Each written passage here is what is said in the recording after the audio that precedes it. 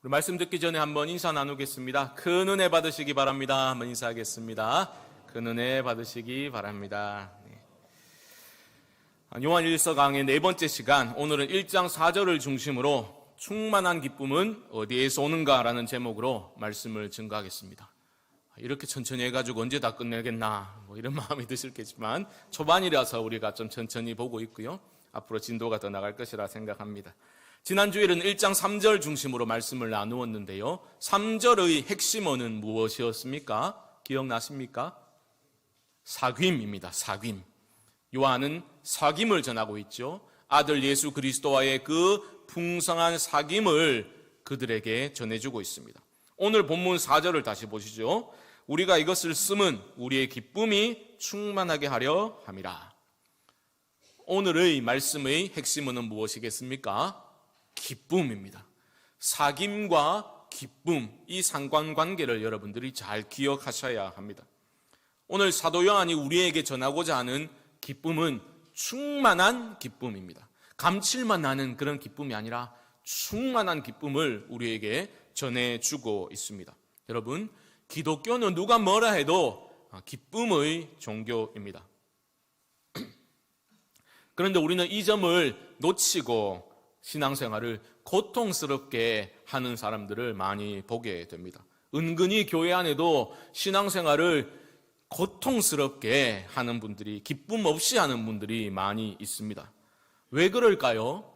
왜 예수 믿는 것이, 신앙생활하는 게 기쁨이 넘치지 않을까요? 여러 가지 이유들이 있겠지만 크게 두 가지 이유를 한번 생각해 볼 수 있겠습니다. 첫 번째는 기쁨에 대한 오해 때문이에요. 거룩에 대한 오해 때문에 기뻐하는 것 자체를 문제시하고 죄악시하는 태도입니다. 그런 분들은 기독교가 금욕주의 종교라고 오해하고 계시는 거예요. 물론 기독교 안에는 금욕주의적인 요소가 있습니다. 그래서 육체를 죽이라, 육신의 정욕을 제어하라, 이런 명령들이 주어지고 있습니다. 하지만 그것은 기쁨 자체를 차단하려는 것이 목적이 아니라 참된 기쁨을 누리도록 하기 위해서 그러한 요소가 우리에게 주어지고 있는 것이죠. 그런데 그것을 오해해서 거룩이라는 것을 심각한 표정으로 웃음기 하나 없이 그렇게 무게를 잡고 딱 있는 것을 거룩이라고 오해하는 그런 오해가 교회 안에 퍼져 있는 것 같습니다. 특별히 역사와 전통을 자랑하는 교회, 이런 데 예배 한번 참석해 보십시오. 어떻습니까? 굉장히 무거운 분위기죠. 웃음기가 없습니다. 예배 때 웃으면 안 됩니다. 예배 때 기침도 하면 안 돼요. 기침도 다 집에서 하고 와야지. 어디 감히 예배 시간에. 목사님 맨날 기침하면서 죄송합니다. 기침도 하면 안 돼. 다 하고 와야 된다. 그렇게 생각하는 거죠. 그게 오해에서 비롯된 것 아니겠습니까? 그들은 기쁨이라는 것을 무슨 경박한 즐거움 정도로 생각하는 거죠. 그런데 성경은 그렇게 말하지 않습니다. 기뻐하라 말씀하고 계시고, 다윗을 보십시오. 그는 하나님 앞에서 어린아이와 같이 기뻐 뛰며 춤추며 하나님을 예배했고, 하나님은 다윗을 기뻐하셨죠. 하나님 마음에 합한 자라는 그러한 별명도 얻게 되었지 않습니까? 우리 주님을 보십시오. 무게 잡고 계신 분이 아니셨습니다. 죄인들과 어울려서 먹고 마시며 즐거워하셨던 분이죠. 경계를 허무심으로 그들에게 참 생명 안으로 들어올 수 있도록 인도하신 분이 바로 우리 주님이셨습니다. 첫 번째가 기쁨에 대한 오해 때문에 기뻐하지 못한다. 두 번째는 이런 것도 있습니다. 두 번째 이유는 좀 더 우리 상식에 부합되는 듯한 그런 느낌을 주는 이유입니다. 이런 거죠. 목사님, 기뻐할 상황이 아닌데 어떻게 기뻐할 수 있습니까? 이런 질문에 나타나는 태도입니다. 기뻐할 상황이 되어야지 기뻐하지 라는 태도 말입니다. 어찌 보면 참 맞는 말 같지요. 아니, 상황이 기뻐할 상황이어야지 기뻐하지 어떻게 상황과 관계없이 기뻐할 수 있습니까? 하지만 성경은 우리에게 뭐라고 명령합니까? 항상 기뻐하라. 무슨 말입니까? 성경은 우리에게 명령을 하고 있는 겁니다. 상황 종속적인 기쁨 아니라, 상황에 얽매이는 기쁨이 아니라, 상황이 기뻐할 상황이어야만 기뻐하는 것이 아니라 항상 기뻐하라, 기뻐할 수 있다라고 하나님 우리에게 말씀하시는 겁니다. 오늘 사도 요한이 우리에게 들려주는 충만한 기쁨에 대한 이야기는 그러한 어떠한 상황 속에서도 누릴 수 있는 기쁨을 우리에게 전해주고자 하는 거죠. 이것은 4절 말씀을 직역해보면 좀 더 의미가 분명히 드러납니다. 직역하면 이런 내용이 됩니다. 우리가 이것을 쓰면 우리의 기쁨이 충만한 상태로 남아있게 하려 함이라. 남아있게 하려 함이라. 이게 무슨 말입니까?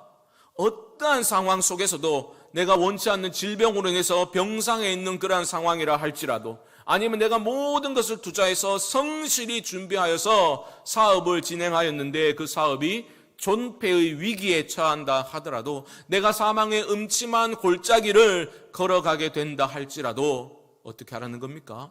기뻐할 수 있다라고 말하고 있는 겁니다. 이런 충만한 기쁨에 대해서 여러분의 솔직한 반응은 어떤 것입니까? 아이고 뭐 좋은 말씀이긴 한데 현실과 너무 동떨어져 있네요. 이런 코로나 시국에 전혀 와닿지 않습니다. 혹시 이런 느낌을 여러분 가지고 계십니까? 마음에 덜 와닿을 수 있겠죠. 하지만 여러분 꼭 기억하십시오. 말씀을 우리 상황에 맞게 끌어내리려는 우리의 시도는, 일체의 시도는 중단되어야 합니다. 말씀을 내 상황에 맞게 끌어내리는 것이 아니라 어떻게 해야 합니까? 우리가 말씀으로 이끌려 올려가는 그러한 변화가 필요한 것이죠. 기준은 내가 아니라는 겁니다. 기준은 내가 처한 현실 상황이 아니라 영원 불변하신 하나님의 말씀과 하나님의 뜻이 기준이 되어야 하는 겁니다. 여러분 보십시오. 지금 요한은 한가로이 모든 삶이 평탄한 상황 가운데서 따뜻한 라떼 한잔 하면서 기뻐하라, 충만한 기쁨을 말하고 있는 게 아닙니다. 그는 예수 믿는다는 이유로 박해당하고 끌려가서 죽임을 당하는 믿음의 지체들이 끌려가는 것을 목격했던 사람이었습니다. 우리는 오늘날 코로나 때문에 교회 가는 건 눈치 보인다, 이러면서 너무 힘들다, 고충을 털어놓기도 하죠. 하지만 초대교회 성도들이 당했던 그 환난과 박해에 비하면 우리의 고충은 너무나 가벼운 것이죠. 저는 함부로 여러분들의 그 어려움을 가볍게 무시하고자 말씀을 드리고 있는 게 아닙니다. 초대교회 성도들은 왕따를 당하는 정도가 아니라 경제활동하기가 불가능할 정도로 그렇게 집단적으로 어려움을 겪었고, 심지어 죽임을 당하기도 하는 그러한 상황, 어찌 보면 우리보다 훨씬 더 어려운 상황에 처해 있었는데 그들은 기쁨을 놓치지 않았다는 거죠. 여러분들의 상황을 가볍게 보자는 게 아니라 우리보다 더 힘든 상황 속에서도 충만한 기쁨을 누릴 수 있었던 이유를 우리가 발견하고 우리 삶에 적용해야 한다는 것을 저는 지금 말씀드리고 있는 것입니다. 사도 바울은요, 데살로니가 교회 성도들을 향해서 이렇게 말했습니다. 데살로니가전서 1장 6절의 말씀을 보시면, 또 너희는 많은 환난 가운데서 성령의 기쁨으로 말씀을 받아 우리와 주를 본받은 자가 되었으니 라고 기록하고 있습니다. 편지를 쓰고 있어요. 데살로니가 교회는요, 신생교회였습니다. 환난을 겪었던 교회였는데 목회자인 바울마저도 지금 떠나 있는 상태였습니다. 바울이 너무 걱정했어요. 그런데 들리는 소식이 어떤 소식이었습니까? 그들이 믿음을 지키며 주님을 닮아가고 있는 영적인 성장을 보이고 있다라는 소식을 듣게 된 겁니다. 여러분, 이런 일이 어떻게 가능했겠습니까? 성령의 기쁨으로 말씀을 받아라고 말하고 있습니다. 주님의 영으로 그들과 함께 하시면서 그들의 내면은 충만한 기쁨으로 채워졌다라는 겁니다. 충만한 기쁨이라는 것은 여러분, 뜬구름 잡는 소리가 아니라 내 안에서 경험되어지는 영적인 실체입니다. 성령의 기쁨입니다. 우리는 성령의 기쁨 하면 무슨 영적인 환각 상태 이런 걸 생각하는데 그게 아니라는 거죠. 분명한 영적인 실체입니다. 보십시오. 그들은 영적인 최면에 걸려 있었는 게 아니라 성령의 기쁨으로 어떻게 했습니까? 말씀을 받았다라고 말합니다. 충만한 기쁨은 우리의 내면이 성령으로 충만할 때 경험되어지는 것이고, 우리의 내면이 주님의 말씀으로 가득 채워질 때에 경험되어지는 것입니다. 여러분, 하나님은 우리 모두가 기쁨의 충만한 기쁨을 누리며 살아가기를 원하고 계십니다. 빌립보서 4장 4절에서 이렇게 말씀하지요. 주 안에서 항상 기뻐하라. 내가 다시 말하노니 기뻐하라. 이것이 바로 우리들을 향한 하나님 아버지의 마음인 줄 믿습니다. 항상 기뻐하라. 무슨 뜻입니까? 어떤 상황 속에서도 배시시 웃고 있고 그럼 잡혀갈 수 있어요. 그런 뜻이 아닙니다. 항상 기뻐할 수 있는 이유, 기쁨의 중요한 요소가 있다는 것을 기억해야 한다라는 의미입니다. 기쁨의 중요한 요소가 여러 가지가 있겠죠. 오늘은 만족함에 대해서 한번 보고자 합니다. 여러분, 언제 기쁩니까? 만족이 있어야 기쁜 거예요. 내게 만족이 없는데 기뻐한다? 그거는 문제가 있는 겁니다. 그건 불가능한 겁니다. 기쁨과 만족을 말할 때에 우리는 현재 살아있는 신학자 중에, 목회자 중에 존 파이퍼 목사님을 떠올려 볼 수가 있겠죠. 기쁨의 신학자라는 별명을 가지고 있습니다. 파이퍼 목사님은 크리스찬 히도니즘이라는 것을 말하는데, 이것은 번역하면 기독교 희락주의입니다. 희락, 기쁜 것, 기뻐하는 것이 중요하다라는 것을 계속해서 강조하는데요. 파이퍼 목사님의 주장의 핵심은 이겁니다. 우리가 하나님 안에서 가장 만족할 때 하나님은 가장 큰 영광을 받으신다. 인간이 하나님을 즐거움으로 추구할 때 인간은 가장 깊고 영원한 행복감을 맛보게 된다라는 것이 주장의 핵심입니다. 제가 예전에 읽었던 비유 중에서 생수의 비유가 기억나는데요. 이런 겁니다. 생수가 언제 자신의 존재 가치, 생수가 언제 자신의 가장 큰 영광을 받습니까? 말이 좀 이상하지만 생수를 마시면서 와, 너무 시원하다라고 만족감을 표현할 때 그 존재 가치가 최대치가 되는 것처럼 하나님은 우리가 하나님으로 인해서 만족할 때 최고의 영광을 받으신다라는 겁니다. 우리는 어릴 때부터 세뇌 교육을 받아가지고 네 왜 사냐고 물으면 뭐라고 대답합니까? 너 왜 살아? 물으면 하나님의 영광을 위해서요. 거의 자동적으로 답변이 튀어나오죠. 그런데 답은 잘하는데 어떻게 하는 게 하나님께 영광을 올려드리는 것인지 잘 몰라요. 그런데 너무나 단순합니다. 하나님으로 가장 만족할 때 하나님이 가장 큰 영광을 받으시는 겁니다. 주님 한 분만으로 만족합니다.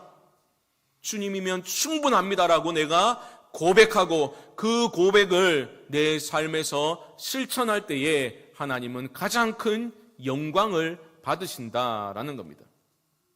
여러분, 그렇게 우리가 즐거이 하나님을 추구할 때에 행복이라는 것도 느낄 수 있게 되는 거예요.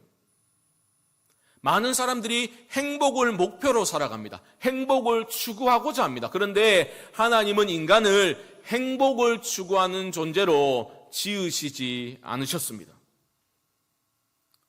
여러분 잘 아시는 솔제니친이 그 포로 수용소에서 그 처참한 현실을 고발하는 글을 썼지요. 그 내용 중에 행복에 대해서 이렇게 말합니다. 인간이 행복을 위해 창조되었다고 주장하는 이데올로기는 작업반장이 휘두르는 몽둥이로 한 대만 맞아도 사라질 한심한 이데올로기다. 행복하게 살 수 있어. 작업반장이 휘두르는 몽둥이로 한 대만 맞아도 산산이 깨어지고 말 이데올로기라는 거죠. 무슨 말입니까? 행복보다 더 큰 것을 추구해야 한다라는 겁니다. 더 근본적인 것, 더 근원적인 것, 모든 존재하는 것들이 제자리를 찾아가는 것, 영원을 사모하도록 창조하신 그 하나님 안에 온전히 거할 때에 행복감을 느끼게 되는 거예요. 행복을 추구하는 게 아니라 거룩을 추구할 때에, 하나님을 즐거이 추구할 때에 행복이라는 감정을 느낄 수 있게 되는 것입니다. 그래, 욕심내지 않고 기준을 합리적으로 설정하고 내가 땀 흘려 성실하게 일하면 우리 가족 행복하게 살 수 있어. 아무리 다짐하고 또 다짐하더라도 그 행복의 기준이 거룩을 위한 하나님의 부르심이 아니라 그 기준이 세상의 가치들로 구성된 기준이라면 우리는 결코 행복감을 맛볼 수 없다라는 겁니다. 맛볼 수 있다라고 생각은 하겠죠. 하지만 작업 반장이 휘두르는 몽둥이가 다양한 모습으로 우리 삶을 후려치기만 하면 산산이 깨어져 버릴 행복감이라는 것입니다. 우리는 절망하게 될 것입니다.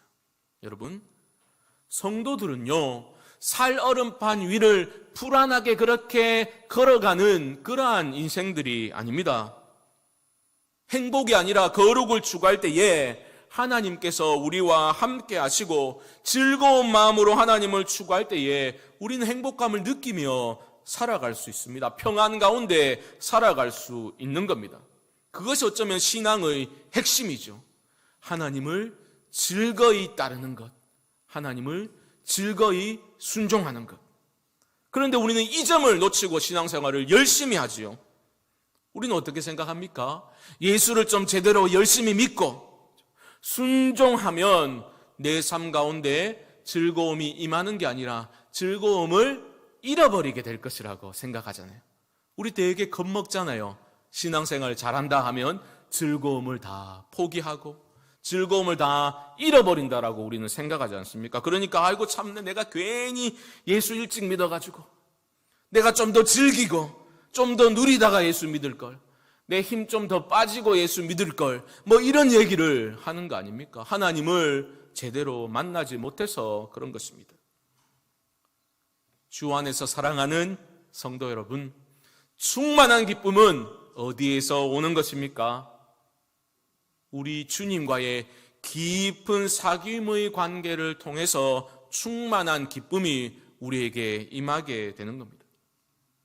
주님이 내 안에, 내가 주님 안에 거하면서 친밀한 사귐의 관계를 통해서 우리는 충만한 기쁨을 맛보고 누리게 되는 겁니다. 주님과의 교제 속에서 우리는 세상이 알 수도 줄 수도 없는 평안과 기쁨을 맛볼 수 있게 되는 것입니다.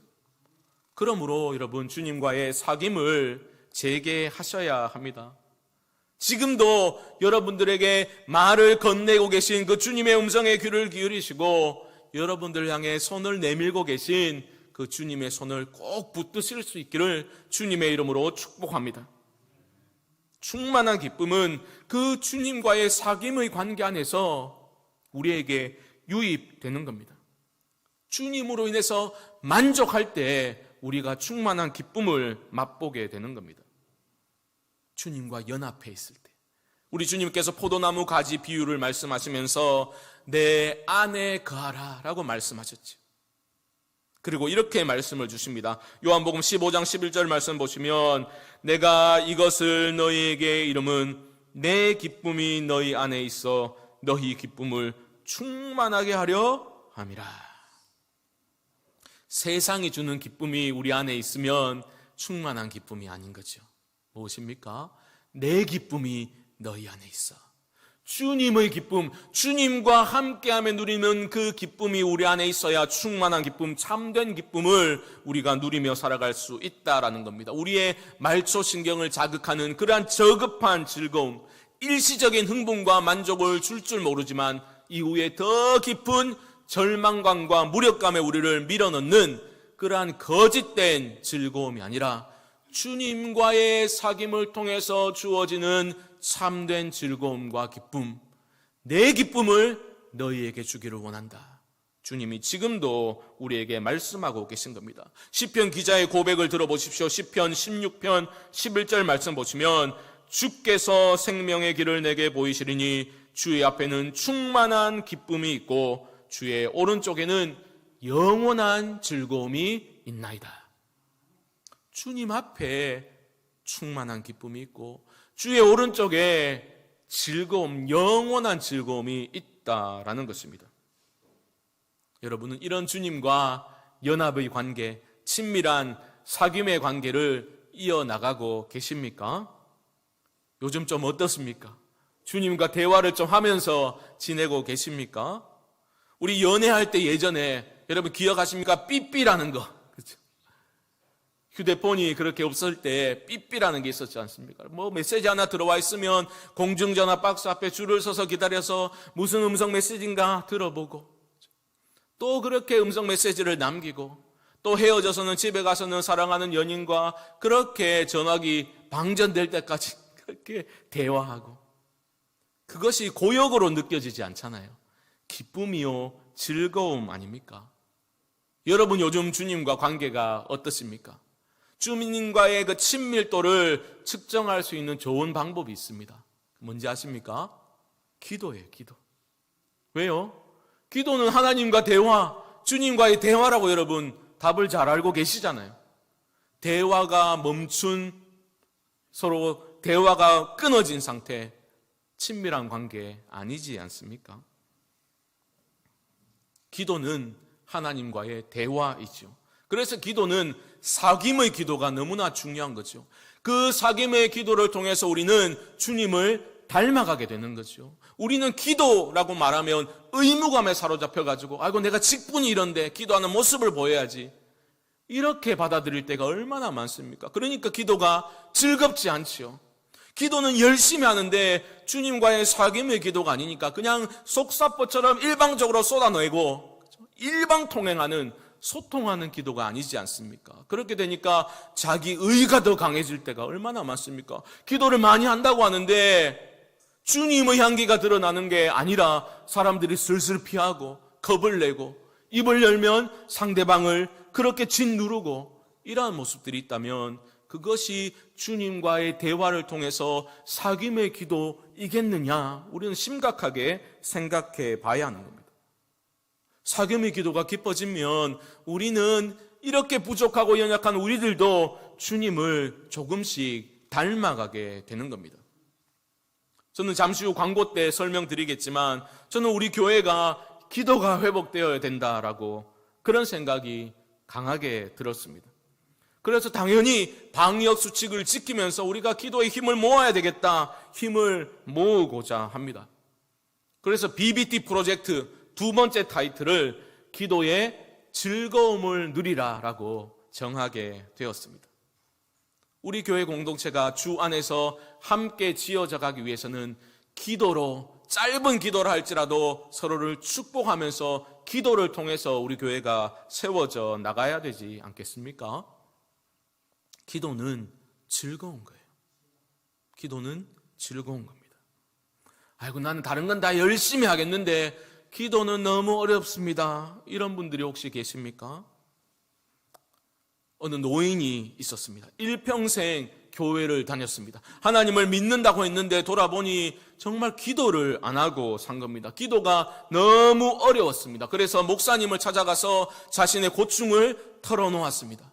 목사님이 위대한 신학자가 쓴 책이라고 자기도 도움을 많이 받았다고 기도에 관한 책을 한 권 소개해 주었습니다. 그 책을 받아들고 기대감을 가지고 집에 와서 읽어 나가는데 몇 페이지 읽지 못해서 너무 어렵기도 하고 자신에게 와닿지도 않아서 포기해버리고 말았습니다. 그리고 얼마 지나지 않아 새로운 목사님이 부임하게 되었습니다. 이 노인은 다시 찾아가서 그 새로운 목사님에게 자신의 그 동일한 기도가 너무 어렵다는 그 문제에 대해서 고충을 털어놓았습니다. 그때 목사님이 이렇게 권면을 했습니다. 기도는 주님과의 대화입니다. 집에 가시면 침대 옆에 의자를 하나 두고 거기에 주님이 앉아 계신다라고 생각하고 대화를 시작해 보십시오. 그러면 기도가 될 겁니다. 그 노인은 몸이 쇠약해져서 그 이후로 교회에 출석하지 못했습니다. 얼마 지나지 않아 이 목사님이 전화를 한 통 받았는데 그 노인의 성도님의 딸이었습니다. 아버지가 소천하셨다는 거예요. 장례를 좀 집전해 주실 수 있으시겠나 부탁 전화를 한 것이었습니다. 그러면서 그 목사님에게 그런데 특이한 점이 하나 있었다고. 그 호스피스 간호사가 이런 얘기를 들려주었다는 거예요. 그 아버지의 최후의 모습을, 마지막 모습을 지켜본 그 발견한 호스피스 간호사가 그 마지막 모습이 너무 특이했다는 겁니다. 그 아버지가 자신의 머리를 침대 곁에 있는 의자 위에 두고 그렇게 돌아가신 거예요. 그 노인은 목사님의 권면대로 침대 옆 의자에 주님이 계시다고 생각하고 그 주님께 기도를 하셨던 거죠. 기도를 하시다가 마지막에는 그 주님께 더 가까이 나아가고 싶은 마음에 의자 위에 머리를 두고 그렇게 부르심을 받은 거죠. 주님의 무릎 위에서 머리를 두고 주님의 품에서 부르심을 받았다라는 것입니다. 사랑하는 성도 여러분, 주님과의 교제, 즐거운 기도의 교제를 시작하실 수 있기를 주님의 이름으로 축복합니다.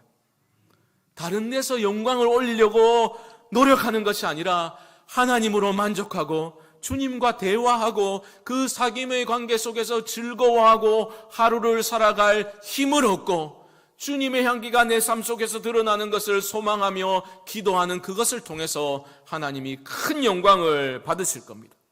의무감에서가 아니라 즐거움으로 주님과 사귄다, 대화한다라고 생각하시고 기도의 즐거움을 회복해 보시기 바랍니다. 충만한 기쁨이 여러분들의 삶에 채워지게 될 것입니다. 우리를 끝까지 붙들어 주시는 하나님의 사랑을 깨닫게 될 것입니다. 그 주님이 주시는 참된 기쁨, 충만한 기쁨을 누리며 살아가실 수 있게 되기를 주님의 이름으로 간절히 축원드립니다.